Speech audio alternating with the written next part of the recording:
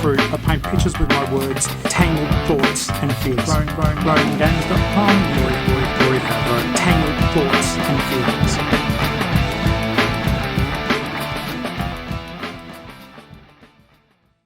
Hey there guys, and welcome to another episode of the Growing Gamers podcast, or the YouTube channel. My name's Rory Favreau. We're coming to you live and direct from Geelong, Victoria, Australia.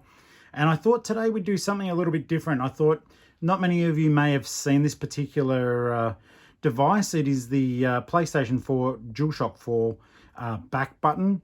And so I thought, well, what the heck? We will unbox this so you can see it. And mind my Hodor hands. And of course, this is the first time I've done one of these. So please bear with me. Doing my best, doing my best to show you bits and pieces. But I'm sure I don't have the lighting right. And as I get more practice in doing this, we'll have a far better time of it. But yeah, this is the DualShock 4 back button attachment.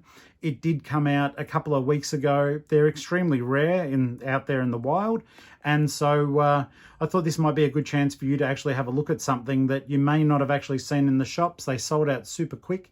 And basically the idea behind it is that it does give you the opportunity to remap some of your buttons. Like, for example, say in some of the early Assassin's Creed games where you have to hold down like the trigger there to run all the time. Well, now you can simply do that, and basically the button will go on the back here, and you can just reach it nice and easy instead of having to muck around like depressing a spring-loaded trigger the whole time, which can be somewhat annoying at the best of times. So let's have a look at this attachment and just see what's going on. It retailed, I believe, for $49, and yeah, so let's have a bit of a look-see at this little bad boy. Okay, so it's a massive box considering how small the attachment would be. I'm sure that that's probably for anti-theft reasons, but basically we will get this open now and have a quick look. I have already taken the liberty of just undoing the seal here. So basically, let's get into it. Okay, so not much in there. In fact, it's very empty. Oh, huge book. All right, let's have a look. I'm assuming that check this out. I'm assuming this book isn't this size because of the fact that, there's so many instructions to be followed. I'm guessing, looking at the book itself, it's in multiple languages. And, yeah, okay. So every language you can bloody think of is in here. And, okay. So we don't have to worry too much about the book. Let's see here. Does it have English first? Yes, it does. Back button, screen.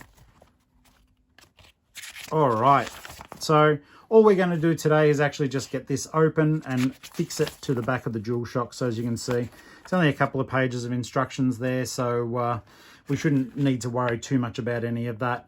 And then when I do have the opportunity to pop it on to onto the controller and put it onto the screen, I'll come back with a little bit more information about that. So let's check out the actual item itself. Get that to one side. Oh, nice and smooth. Okay, so that's all there is to it.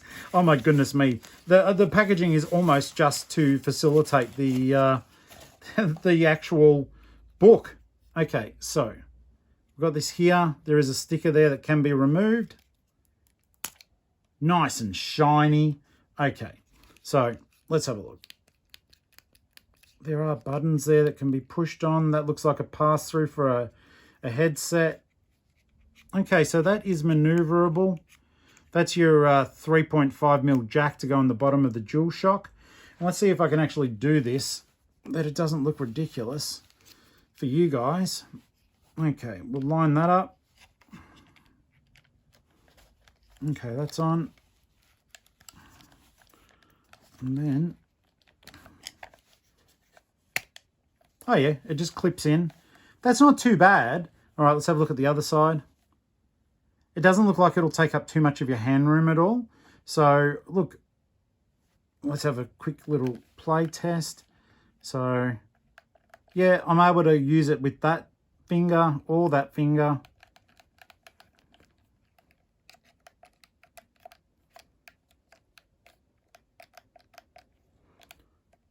And there's a touch button like this bit here. is also pressable button. I dare say that is to bring up the main menu. But that's not too bad. It hasn't added a lot of weight. It's certainly comfortable enough. Like if you didn't have something mapped onto it, you could probably leave it on even when you weren't using it. The only thing it will prevent is this. Ironically, this device will prevent you from using the Sony branded DualShock 4 controller. So I don't know what to make of that, but everything else looks fine. Comes in a neat enough package. I mean, it's a bit expensive for its price, but it is the only official like add-on. I've seen other paddle peripherals before, but this is the only one that is actually made by Sony. So it looks like it'll do the job just nicely. All right, guys. Well, this is just a quick unboxing. So that's what you get there. Some rubbish there. And the actual box itself. And there you have it. That's the DualShock 4 back button attachment. And I'll give it a crack, and maybe on the audio show I'll talk a little bit more about it and how it performed. Yeah, I wish there was some sort of way you could still dock the controller, because the Sony controllers don't let you dock like that. You do have to hang them down like this, which that definitely gets in the way of. But all things said and done, it's certainly a comfy fit, doesn't add too much weight, and is pretty reasonable and comfortable to use. So if you like this video, please subscribe. Join the fun over at the Facebook page at the Grown Gamers Podcast, and I look forward to doing more of these unboxing sort of revealing videos for you. I've got plenty more to come, plenty of great ideas, and so I do hope you enjoy the content. Thanks for that. Bye.